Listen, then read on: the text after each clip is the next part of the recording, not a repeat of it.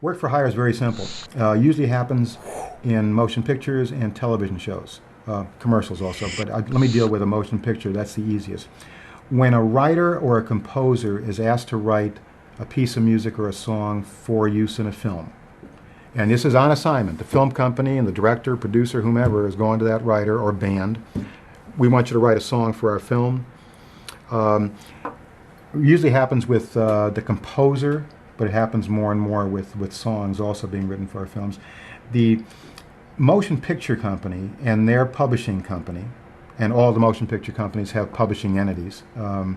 I'll give you a quick example. Famous Music is the publishing entity for Paramount Pictures and Warner Brothers, etc. It just there's a whole every film company has a music publishing entity or a number of them.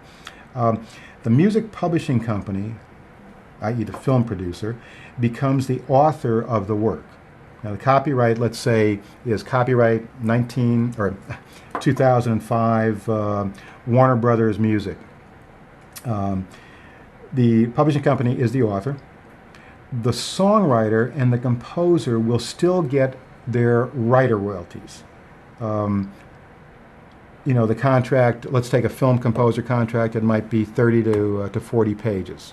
A song written for a film might be anywhere from, depending if it's a recording artist also, and the record side is in there, 20 to 35 pages.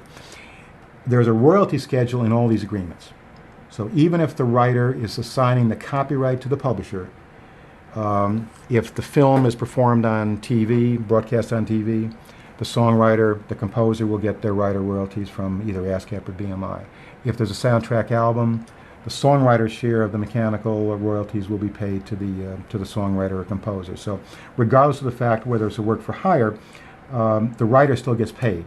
The writer doesn't receive any of the publishing money, only the writer's share. The important thing about a work for hire is that there are no reversions. And this is important to the songwriter.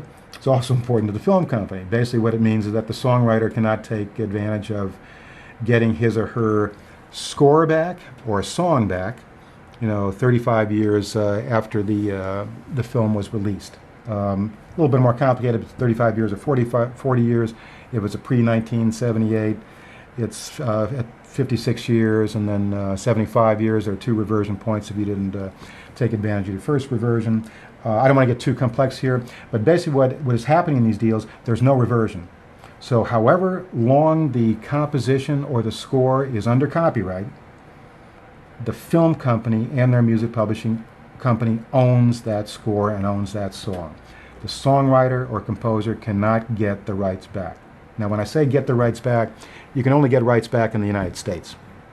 So the other territories stay with the music publisher, the film company. So that's the main distinction about the writer for hire. Now, there is going to be litigation, probably starting in 2013, because that's when the first date is that the 1978 compositions are able to revert, and there's going to be litigation as to what a work for hire really means.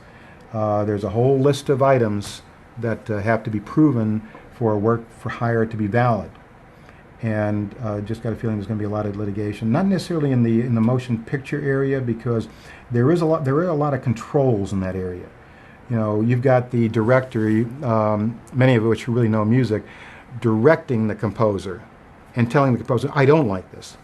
The scene doesn't work with that music. You've got to go this direction." So control is one aspect. Being an employee is another aspect. There are a few other things. The area where the litigation is going to happen is that there are a lot of contracts with music publishers where writers have just signed an exclusive songwriter deal. And the deal says all these works are work for hire, as opposed to just a pure publishing deal where it just says I assign the copyright to the music publisher without any of this work for hire language in the agreement.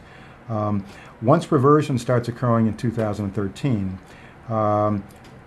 many publishers I foresee who have work for hire language in their agreements are going to say these are work for hires. There's no reversion.